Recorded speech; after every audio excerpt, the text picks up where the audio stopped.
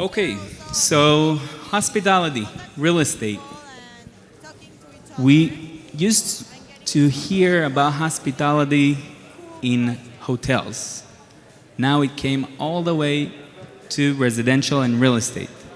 Why? How? Is it useful, successful, not successful? We're going to talk about that today. Before we start, we're going to introduce ourselves. My name is Maor Cohen, New York, 4 years in the US, before that, Israel. I'm the CEO and founder of PickSpace, property management software, helps landlord to manage their tenants and also increase the hospitality that they give to their tenants. And we're here today with Eyal Shuster. Let's start with you. Eyal, I'm very happy to be here. When I was asked to be on this panel where it was hospitality and real estate, I said these two are not connected. So it's like actually the opposites. And as from a real estate perspective, the last thing you want to know is the name of the tenant, because if you know their name, they're probably bad tenants, And then hospitality is the opposite. Like you want to know everything about them. So thank you for having us. I think you described it amazingly, and it's true, basically. So now we're going to move to Yael Ron. Hi, everybody. I'm Yael. My background is really pure hospitality. I worked for almost 10 years for the Ritz-Carlton Company. In my last few positions, I was the general manager for the Ritz-Carlton in San Francisco. Before that, I spent a few years in Cleveland. I was very fortunate to open the first Ritz-Carlton Macau, and I was very, very honored to be part of the operating team and then manage the Ritz-Carlton in Israel. So when I lived all over the world, I speak a few languages. I'm a mom, 3 children, adult men in Israel. And a couple of years ago, with the sponsorship of Corona, as the world changed and everybody started thinking about, hey, is this right for us? Everybody was thinking, what do we do now? Because hospitality obviously was one of the areas that got really damaged, right? People stopped traveling and it was a big chaotic time. It was at that time that I was fortunate enough to meet the Silverstein family. A lot of you know and heard of them in New York. And they said, our vision is to create happy communities. We want to do that just like hotels do that. We want to be the Ritz-Carltons of residential. And I said, well, that sounds great. And then they said, well, okay, now you take care of it. So that's what I've been doing ever since, and I'll be happy to share a little bit more after my friends speak as well. Thank you very much, Yael. And now we're moving to Ronen Chen, made all the way from Israel. Yeah, the name is Ron. It's not Ronen. Ronen? Sorry. My name is Ron. It's actually I'm very excited to be here. It's my first time in Austin, Texas. It's a really great city, almost like Tel Aviv. I'm the CEO and the founder of City People. City People is an urban renewal company that works on Tel Aviv. I've been in this business over 15 years. And before I founded City People, I served as a F-16 pilot in the Israeli Air Force. And I'm still doing it every 2 weeks. And I really like it. City People considered one of the big 5 companies in Tel Aviv. We have over 60 projects and 3,000 units in different stages of planning and execution. And we are focused only on Tel Aviv, not because of the financial reason, because I really believe, and we really believe, Tel Aviv is the best city in the world. Really, trust me, it's the best city, the best atmosphere, the best rhythm, the best people. And this city, we can make a product and to build a community that make a different living experience. Thank you very much. So a little bit about my background to hospitality, as you can see probably. I came from a Moroccan family, so hospitality, matbucha, and a lot of people in the house, so I started there, and then love to real estate and to people and technology, all came together to a property management software somehow. So we help a lot of people come together through technology, building communities in real estate. Actually, it's more commercial real estate properties, but yes, that makes a lot of sense, all what you guys said. And I want to ask you something a little bit more challenging. So you spoke about how things coming from the hotels industry into the real estate. Now we see Yael Ron. She actually she managed hotels. Bringing her into real estate business, that alone says a lot. You want to elaborate a little bit more? Why do you think they brought you to manage it from the hotel industry? What did you see in that opportunity as a landlord, as a tenant experience? What was behind that decision? Sure. So, in a world of that is strictly commodity driven, there's always a need to really create a differentiator. Because let's think about it, right? There's always a new project. It's going to be more beautiful. It's going to look more upscale. The pool is going to be nicer. There's always going to be somebody who has more to offer physically.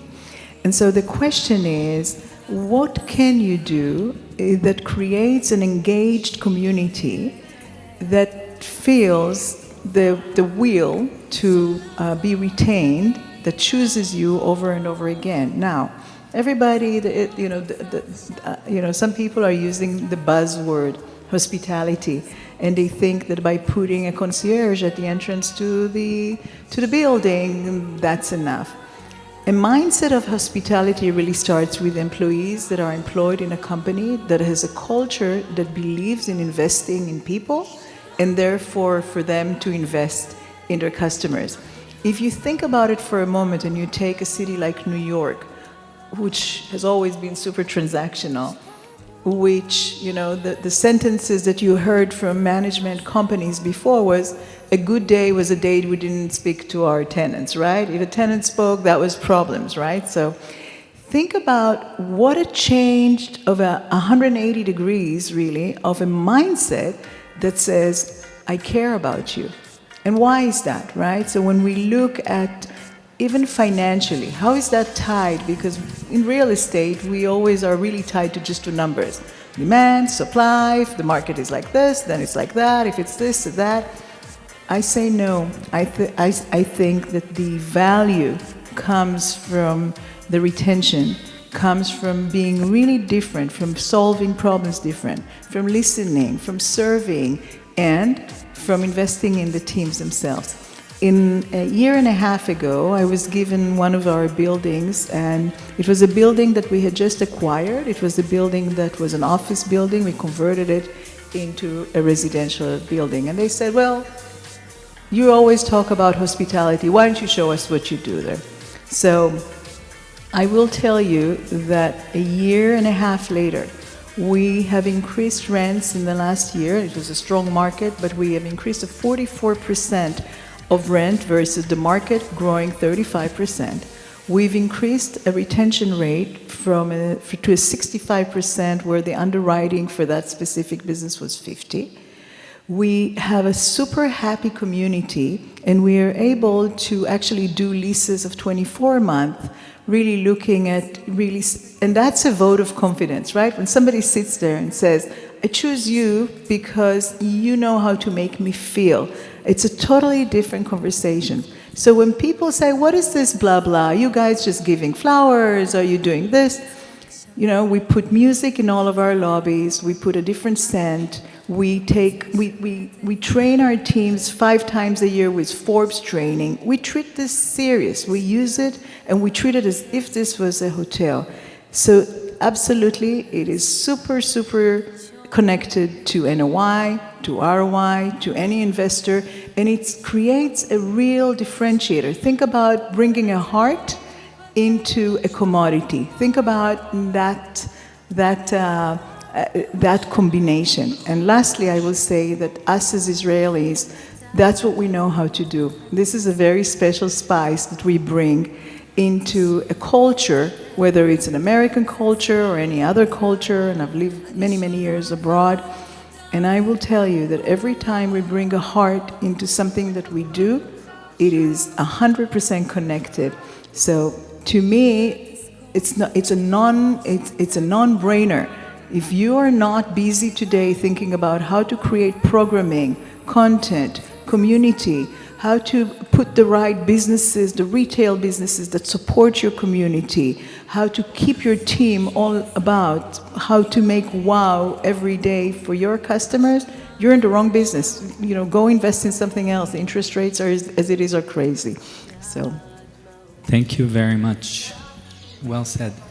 I want to ask Eyal, because, we heard Yael said about the innovation of it, right? But I want to ask you, is the demand came from the tenants, from the residents of this special care, or that came from a differentiation mode from you as a landlord? You want to be different than the other landlord in New Jersey, and you want to bring something else to the table, or it came from the residents as a request?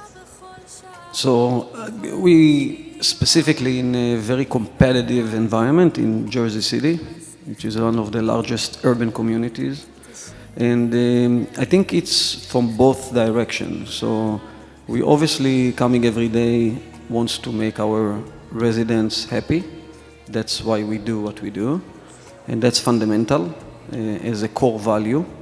And on the other hand, we want to have a differentiator over the next unit, because it's all commodity. We know today that every prospect is stopping in 5 locations before you make a decision, let alone is searching online much more.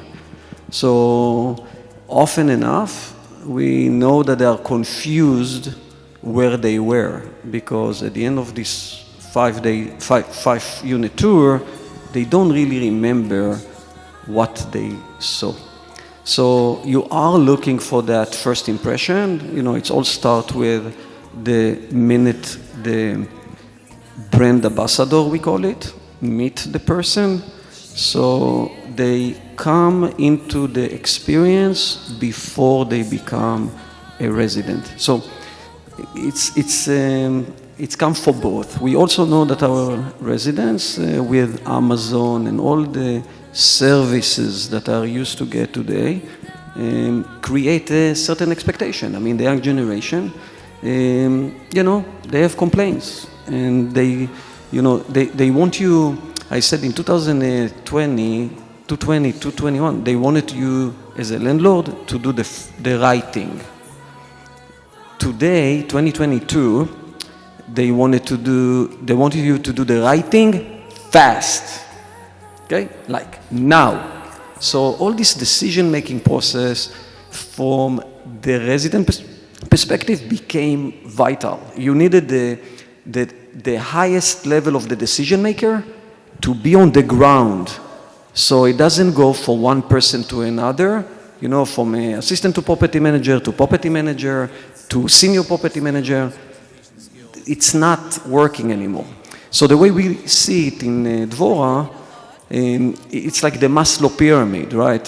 Or the Maslow hierarchy, where you need first the safety, then the security, and then only then you can, fulfill yourself and contribute to the world and basically be happy. We say safe, secure, and happy. There is also sex somewhere in between, like they talk about that also in this Maslow. So I think that in order to bring the mind of the residents to the level of happiness, you need to go to the safe and secure stage first. And often enough, we see that we bring them up to happy, and then the dishwasher doesn't work, and we pull them back down to secure. You know, sometimes we pull them back down to safe. But we keep on trying to put efforts that are like in the happy, like events and yoga and you name it, like, you know, everything. So we also find out that when they come to the happy stage, unhappy because something doesn't work, they only talk about that in the yoga event. Like, my dishwasher is not working, they didn't replace my light bulbs, and so on and so forth. So I think it comes from both sides. Like, the hospitality factor of it is a byproduct of the customer as a resident end user. We call them members, need, and obviously competition. Thank you very much. On, we spoke earlier today, and you told me, first of all, if you don't know, Ron managing today 60 projects, 60 different projects, and another 15 of them actually building right now as we speak, meaning huge, massive community that you build one after another in Tel Aviv, and you came as a new player out of nowhere. That's correct, but before this, I have to explain to the audience about the complicate of our business. It started in 2005. The Israeli government decided to renew all the buildings that built before 1980. Because of two reasons. One of them to reinforce the building from earthquakes, and the second one to add shelters to all the residents to protect them from missile attack. You know, we are living in Israel, in the Middle East. And in order to incentive the developers, they added air rights to the properties, and tax benefits and toll benefits. And now, after 18 years, 50%, over 50% of the construction in Tel Aviv, they are a result of this plan.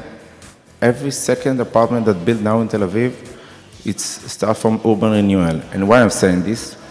Because we are approaching to existing building, existing community. And the buyers of our apartments, they come from other communities. And our job in the end of the day is to merge between these communities to a new building with a new amenities. And we can't do it only with technology, with apps or everything like this. We have to use a community manager, and they are available all the day, 24/7. One of them sitting here, and it's still available for the people in Israel. And we really believe, and I really believe it, that a modern real estate company can't sell only for walls, blocks. They have to give something else, to give a new value, a new experience. This is the future of the real estate. Thank you very much. Yes, Yael? Yeah, and I wanted to take it from here, speaking about technology, because, you know, COVID did a few things that I think became a huge opportunity in a positive way. It opened up almost everybody not to be so afraid of using technology apps, right? So even the older generations or people that were slower, even imagine nobody could communicate unless they used Zoom or they went to and used the QR. So the door was open to hear a new language. That's one thing that happened. And it became very, very specific that people would be able to really speak to each other through platforms that are technology-driven. They're smarter, they're wiser, they're less expensive, and you can create whatever you want out of them. That was one thing. The other thing that we saw that happened, and we have a Midtown community, it's about 4,000 people. We oversee that community, and we have some other buildings. What the other thing that we saw is that people became lonely, and people lost a little bit of their confidence because you didn't know if you were going. We had these hybrid new personalities arise. So between these two amazing things that happened, because both of them were emotionally and nothing was commodity driven. It was really about how do I connect, who do I want to connect to, if I have young children, who do I want to live next to, All of these questions that the people that come from Israel and grew in Israel are less of the questions. But if you're in New York, it's a big question, right? So how do I connect at the time of the play dates? What kind of contents can I bring in? What are the anchors that a building can give me to feel safe? That was one. And the second one was, how do I communicate in a technology era where everything is known? So if I can take the data of the people that live in those buildings, and I can actually know, maybe in the buildings we have people that are gym instructors, maybe we have dog walkers. If you want to really create a community, why is it that I as a tenant don't need just to pay in a place for my rent? I can also get something in return. I can be the trainer, I can walk dogs, I can do the nails, I can do a lot of things. Now, that creates a dual commitment that becomes something that we have not seen before in the transactionality. Now, this can only be done through technology. And the language of technology, and I think we all share that language of technology. It's not only how you pay your bills. It's not only about not being in building link. This is about creating a concierge guide that says to you, hey, there's a new hamburger place. All you need to go and do is say that, Moses sent you and you'll get a 10% off. Or come over, we're opening a new daycare center, and because you're a tenant here, you'll be able to do this and this. This is super important because it also speaks about how fast you're able to answer to incidents, things that took a long time before. Maybe you're a dishwasher. How does the issue of the dishwasher that you had does not grow into a massive problem because it was fixed and you actually were wowed because not only that, you also got a gift by the technician who was there, who took care of that dishwasher. So the mindset, we go back to the hospitality marrying technology, the mindset really, really sits on the ability to see your customer as if you're running a hotel. And that's why we don't use property managers, we use ex-hotel managers. We get them to come from the mindset that nobody is there to hurt you. You're only there to give your tenants the best of experience because you know that they themselves are your best conversion rate for the new rentals. Thank you very much. So that brings me to the last question. And you all mentioned technology, which is actually the question that we wanted to close with.